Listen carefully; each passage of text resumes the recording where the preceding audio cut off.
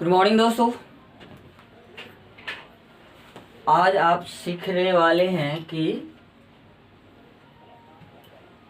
Good morning दोस्तों। आज आपको जानकारी दी जा रही है कि जनरल कंपटीशन के सिलेबस में क्या क्या सब आपको मैं पढ़ा दूंगा और क्या क्या आपको पढ़नी चाहिए। मतलब इन सारे चैप्टर्स जो भी इसमें रिक्वायरमेंट्स आते हैं आपके कंपटीशन में, वो सारे चैप्टर इसमें दिए गए हैं कि नहीं, ये आपको यहाँ पता चल जाएगा। वैसे मैं जानकारी के लिए ये बता दूं कि ये जो कोचिंग है वो JS स्क्वायर ज्योति इंग्लिश शिक्षण संस्थान जो कि दरभंगा में आज़ाद चौक पे चलती है। इसमें लिखा हुआ है 9th 10th 11th 12th and spoken for all English B.Ed KVS NVS CTET और TETs examination special for bank SSC railway air force navy NDA। यानी कि जो भी कंपटीशन में आपको इंग्लिश की ज़रूरत पड़ेगी, समझ लीजिए फुल्ली सिलेबस की तैयारी आपको करवाई जाती है। नेक्स्ट, इसमें जैसे कंपटीशन की बात करते हैं तो कंपटीशन में हम सबसे पहले अगर शुरू करेंगे तो सबसे पहले आ जाता है कि कंपटीशन में क्या क्या सब चैप्टर सब होंगे। ग्रामेटिकल तो कोई भी स्टूडेंट, मैं बता चुका कि ऑनर्स वाले भी स्टूडेंट होते हैं जिसका बेसिक थोड़ा उतना अच्छा नहीं होता जितना कंपटीशन के लिए चाहिए। तो सबसे पहले मैं व्हाट इज इंग्लिश ग्रामर क्या है, उसमें बेसिक चीज़ें जो भी होती है जैसे सेंटेंस की पूरी जानकारी हो गया। उसके बाद में sentence, assertive, interrogative, imperative, objective, exclamatory, इसके अंतर्गत जो भी आते हैं उसके सब्जेक्ट, भाव, ऑब्जेक्ट, ये सब क्या होते हैं, उसके आइडेंटिफिकेशन क्या सब होते हैं, तो सारा चीज़ हम इसमें बताते हैं। फिर उसके ठीक बाद आपको सिंपल सेंटेंस या टेंस, यानी कि सिंपल सेंटेंस के आप सिंपल सेंटेंस पढ़े होंगे कि नहीं पता नहीं। टेंस के जिस तरह से 74 स्ट्रक्चर आप पढ़ते हैं उसी तरह से सिंपल सेंटेंस के 108 स्ट्रक्चर होते हैं। और WH क्वेश्चन को भी लगभग 70-75 ऐसे जोड़ दीजिए तो टोटल मिलाकर के हमारा नहीं ज़्यादा, तो इसमें कुछ स्पेशल स्ट्रक्चर होते हैं जो लगभग टोटल मिलाकर के 300 स्ट्रक्चर पढ़ाया जाता है। और इससे रिलेटेड कम से कम एक स्ट्रक्चर पर 6 ट्रांसलेशन आपको दिया जाता है, यानी कि 1800 सेंटेंस बना करके आप अपना बेसिक सही कर सकते हैं। ये कैलकुलेशन होता है उसका। उसके बाद जैसे ही आप बेसिक सीख जाते हैं, बेसिक में आपको वही what is English grammar, sentence, simple sentence, tense और WH क्वेश्चन। WH क्वेश्चन मतलब क्या, जितने भी तरह के WH वर्ड होते हैं यहाँ पर दिया हुआ है WH क्वेश्चन, क्वेश्चन बैंक, तो उस सब की तैयारी आपको बताई जाती है। क्योंकि WH क्वेश्चन अगर आपको नहीं आ रहा है, इसका मतलब है कि किसी भी तरह का क्वेश्चन अगर आपको दे रहा है तो उसकी पूरी जानकारी आपके पास नहीं होती।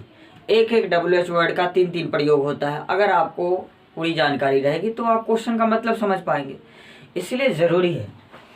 फिर नेक्स्ट है, और अगला चैप्टर शुरू हो जाता है remove two, question tag, degree, जो कि ये आता किसके अंतर्गत है, ये ट्रांसफॉर्मेशन के अंतर्गत आता है।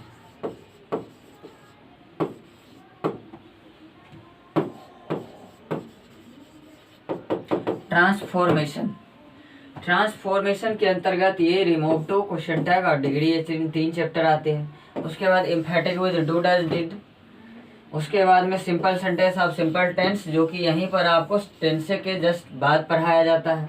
उसके बाद में voice, out of voice, mid voice, question voice, ये 3 तरह का होता है जो कंपटीशन में पूछा ही जाता है। तो ये सब आपको बताया जाएगा।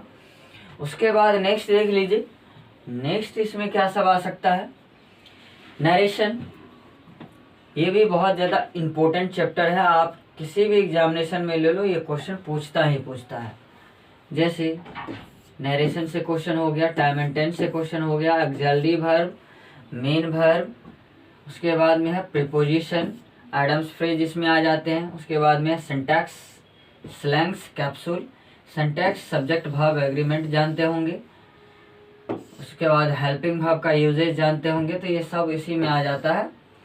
स्लैंग्स, कैप्सूल, स्लैंग्स एक ऐसा चैप्टर है जिसमें हम बहुत सारी जो है ना गलत यूज करते रहते हैं उसी को सही किया जाता है। इसमें दोनों तरह से दिखाया जाता है कि हम बचपन से क्या बोलते आ रहे हैं उसको सही कैसे मतलब से बनाएंगे। तो ये सारा चीज इस चैप्टर में कैप्सूल हो गया कि आप क्लॉज जिसको कहते हैं कि एक से अधिक सेंटेंस मतलब से एक में ऐड करके कंजंक्शन के आधार पर हम जब ऐड करते हैं तो उस सेंटेंस को हम कैप्सूल बोलते हैं।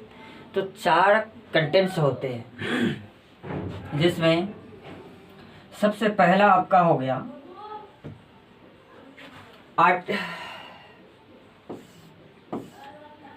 सबसे पहला कंटेंट जिसमें ये आ गया कि जैसे कि कोई एक सेंटेंस आप सीखे, उसके बाद में आप टेंस सीखे, सिंपल सेंटेंस सीखे, उसके बाद ये सेंटेंस बनाना WH क्वेश्चन सीखे। ये सब जो है जितना भी इस प्रकार का सेंटेंस चाहे असर्टिव, इंट्रोगेटिव, इंपेरेटिव, हर तरह का सेंटेंस आपने सीख लिया।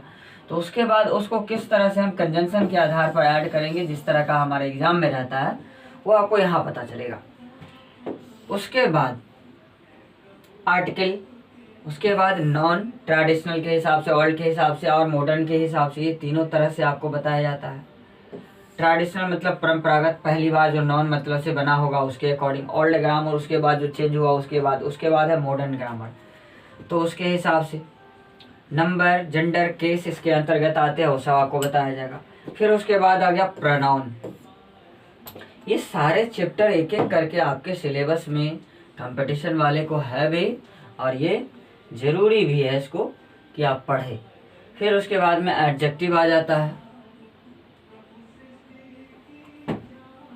एडजेक्टिव, उसके बाद में एडवर्ब, उसके बाद में है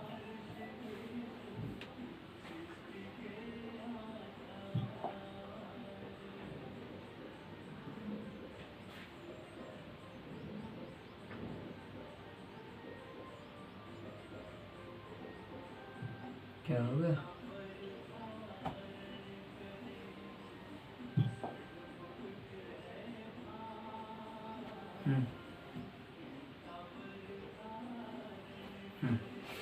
अब जैसे इसमें देख लीजिए एडवर्ब हो गया, कंजंक्शन, क्लॉज या कंजंक्शन दोनों एक ही बात है। इसमें एक एक वर्ड मीनिंग का प्रयोग यहाँ पर बताएंगे, एडवर्ब का, एडजेक्टिव का, चाहे प्रीपोजिशन का। और कैप्सूल में क्या है कि सेंटेंस के अकॉर्डिंग आपको बताया जाता है। सेंटेंस पैटर्न, कंपाउंड कॉम्प्लेक्स इसमें आता है। उसके बाद में स्पोकन इंग्लिश डिस्कशन क्लास, ये भी शुरू से ही जारी किया जाता है ताकि आप 10 लाइन बोल भी सके। उसके बाद है एनालिसिस, चैप्टर का ही नाम है। एनालिसिस का मतलब किसी भी चैप्टर को एनालाइज करते हैं कि कौन सब्जेक्ट, कौन वर्ब, कौन ऑब्जेक्ट, कैसे कैसे क्या लगेगा वो सब। तो ये सब जब चैप्टर पढ़ते आइएगा अपने आप इस सबसे पता चल जाता है। फिर कहता है rule for choosing subject, subject को हम कैसे किसी भी सेंटेंस में से चुन ले। How to find subject, how to find subject, how to find object यहाँ होना चाहिए। हाउ टू सब्जेक्ट, सब्जेक्ट लिखा गया, यहाँ ऑब्जेक्ट। तो इस तरह से हम, ये ग्रामेटिकल पोर्शन हो गया इसका कंपटीशन का। उसके बाद हम आते हैं कि competition English topic. English topic में क्या क्या सब आता है वो सब समझिए। इंग्लिश टॉपिक में आता है आपको सबसे पहला कि आप पैसेज बनाना सीख लें, जो 12th में भी बना हुआ है 11th से, क्योंकि उसमें भी 4 नंबर का पूछा जाता है और हर एक कंपटीशन में और कुछ रहे न रहे पैसेज जरूर रहता है, वो भी अच्छे खासे मार्क में। उसके बाद में supporting error, common error, grammar अगर पढ़ लिए तो कॉमन एरर से क्वेश्चन आपसे बनना ही बनना है। उसके बाद फिल इन द ब्लैंक्स, ये भी ग्रामर से रिलेटेड होते हैं या कोई वर्ड मीनिंग से रिलेटेड होते हैं, वही नाउन, प्रोनाउन, एडजेक्टिव, वर्ब, तो कुछ ना कुछ आपको ग्रामेटिकल से ही रिलेटेड होता है। उसके बाद वन वर्ड सब्स्टिट्यूशन, अनेक शब्दों के लिए एक शब्द, ये वर्ड मीनिंग आपको बिल्कुल यहाँ एग्जैक्ट मतलब से तो 4 पन्ना है जो समझ लीजिए कि 7-8 पेज में आ जाएगा। तो उतना अगर आप याद कर लीजिए तो परहैप्स आपको सब, कोई भी एग्जाम में आप बैठेंगे तो कम से कम वन वर्ड सब्स्टिट्यूशन के अंतर्गत जो भी मीनिंग है वो आप पे बन जाएगा। उसके बाद स्पेलिंग्स है। स्पेलिंग मतलब से बहुत सारे ट्रिक्स होते हैं कि आप स्पेलिंग को कैसे मतलब से समझोगे, कि क्योंकि एक ही वर्ड मीनिंग को 4 तरह से लिख दिया जाता है। या कोई मान लीजिए कि डिफरेंट अलग मतलब से पूछता है, सिमिलर जो मतलब से रहता है तो उसको पूछता है, तो ऐसे क्वेश्चन को आप जब तक प्रैक्टिस नहीं करोगे तब तक आप कंफ्यूज करते रहोगे, तो इसका प्रैक्टिस करवाया जाता है। फिर उसके बाद है PQRS, कि आप एक सेंटेंस अगर पूरा बढ़िया से समझ रहे हैं कि कौन सब्जेक्ट, कौन ऑब्जेक्ट, कौन वर्ब, क्या कौन कैसे कब लगेगा, तो एक पूरा सेंटेंस अगर दे दे, उसी को 4 टुकड़े में बांट करके इसका नाम P रख दे, इसका Q रख दे, इसका R रख दे और इसका S रख दे, और उसको उल्टा पुल्टा करके इसको अरेंज कर दिया जाता है, तो आपको कहते हैं सीधे सीधे सजाइए। तो ये सिंपल सा है, बस छोटे से बस प्रैक्टिस करना है। हम क्या करते हैं, डायरेक्ट बैंक का उठा लेते हैं जो कि सबसे बड़ा दिया रहता है UDC का, तो उस समय थोड़ा सा, लेकिन इजी लेवल से अगर हम उठाए तो शायद सारे क्वेश्चन बन सकते हैं आपके, इसीलिए जरूरी है। नेक्स्ट, उसके बाद एडम्स फ्रेज आ गया। ये भी आपको वर्ड मीनिंग के अंतर्गत ही मिलेगा, कि वर्ड मीनिंग आप एडम्स फ्रेज का अगर बना लेते हैं तो समझ लीजिए कि एडम्स फ्रेज के अंतर्गत ये जितना भी वर्ड मीनिंग आपको है टोटल आपको मिल जाएगा। उसके बाद कहता है कि इम्प्रूव द सेंटेंस, सेंटेंस को इम्प्रूव करने की बात है। इसका मतलब है कि सेंटेंस में जो है खाली स्थान कुछ दिया हुआ है, या मान लीजिए कि कवर करके दिया हुआ है कुछ मोटे अक्षर में, उसको कहता है कि इसके स्थान पे क्या आएगा। तो हर तरह का सेंटेंस हम ग्रामेटिकल से बना सकते हैं, यहाँ तक कि मुझे लगता है कि साइनो एंटो भी अगर आप बनाते हैं वो भी किसके आधार पे बनता है, ग्रामेटिकल के आधार पे बनता है। क्योंकि आप चेक करिएगा कि अगर आपका साइनो नाउन है, एक्सप्रेस कर रहा है, तो ऑप्शन भी हमारा नाउन से रिलेटेड होता है, तो कुछ ना कुछ लॉजिक होता है जरूर। ऐसा नहीं कि सीधे याद ही रहेगा आपको तभी आपको बनेगा। कुछ क्वेश्चन ऐसे भी होते हैं जो आप अपने पिछले पढ़े हुए कैपेसिटी के हिसाब से उसको चुन सकते हैं। फिर कहता है कि how to find active passive voice. वहाँ पर वॉइस पढ़ाने की बात हो रही थी, यहाँ पर फाइंड करने की बात है कि मल्टीपल चॉइस क्वेश्चन में आपको 4 ऑप्शन दिया हुआ है, तो आप किस तरह से इसको मतलब चुन सकते हैं, तो ये क्वेश्चन आपको मिलेंगे। उसके बाद में how to find direct indirect narration की बात हो रही है।